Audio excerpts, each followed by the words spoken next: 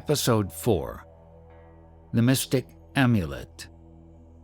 In appraising the so-called miracles that seem to manifest monthly to Yogananda, it is important to remember that we are relying on his retelling years after they occurred.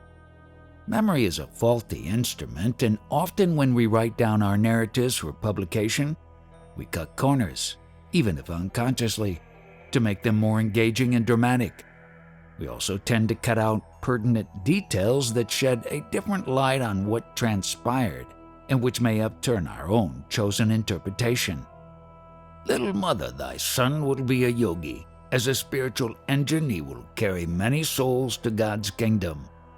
My heart leaped with joy to find my secret prayer granted by the omniscient Guru. Shortly before your birth, he had told me you would follow his path.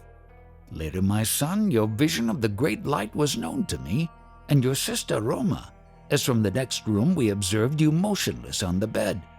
Your little face was illuminated. Your voice rang with iron resolve as you spoke of going to the Himalayas in quest of the divine. In these ways, dear son, I came to know that your road lies far from worldly ambitions. The most singular event in my life brought further confirmation, an event which now impels my deathbed message. It was an interview with a sage in the Punjab.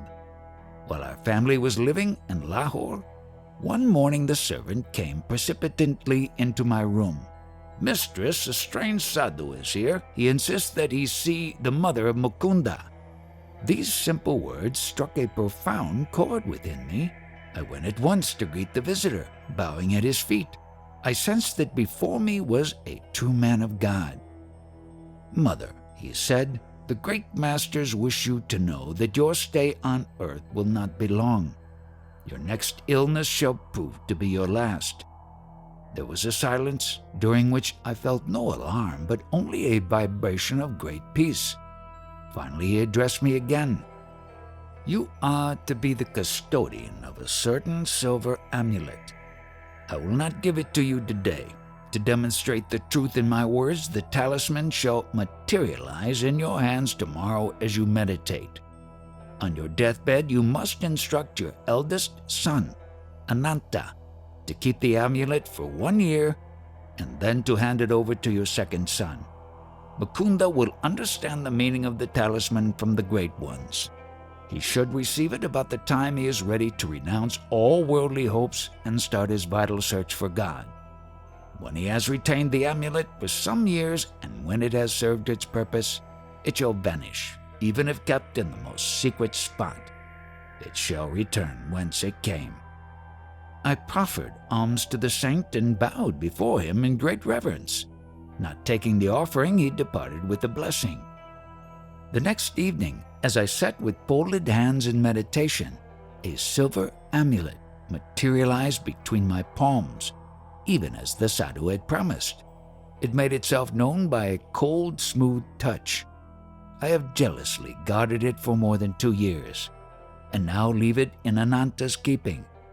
Do not grieve for me, as I shall have been ushered by my great Guru into the arms of the Infinite. Farewell, my child. The Cosmic Mother will protect you. A blaze of illumination came over me with possession of the amulet. Many dormant memories awakened. The talisman, round and anciently quaint, was covered with Sanskrit characters. I understood that it came from teachers of past lives, who were invisibly guiding my steps. A further significance there was indeed, but one does not reveal fully the heart of an amulet. How the talisman finally vanished amidst deeply unhappy circumstances of my life, and how its loss was a herald of my gain of a guru, cannot be told in this chapter. A skeptical analysis. There are several points to unpack in this most fascinating episode in Yogananda's life. First, we learn of great masters who apparently convey messages from beyond when needed. This, of course, sounds very reminiscent of Madame Blavatsky, who wrote at length about great Mahatmas around India and elsewhere who guided the affairs of humankind. Her religious philosophical organization, Theosophy, was founded in 1875 and had an outsized impact within India and abroad, particularly England and the United States. Second, these masters want to convey through an unnamed sadhu that they wish to tell Yogananda's mother, Gyan Prabha Ghosh, that she will die shortly after an illness. Third, Gyan Prabha Ghosh is told by the sadhu that she will be given a silver amulet that will materialize a day after he leaves while she is meditating. But the real punchline of the story is that Gyan Prabha Ghosh must hand over the amulet to her eldest son Ananta to keep for 1 year and then to hand it over to Yogananda. It is a convoluted tale and an odd one, since the sadhu could have just as easily handed the amulet over to Yogananda's mother, but instead claims that it will miraculously materialize the next day, perhaps to emphasize how sacred and important the object is.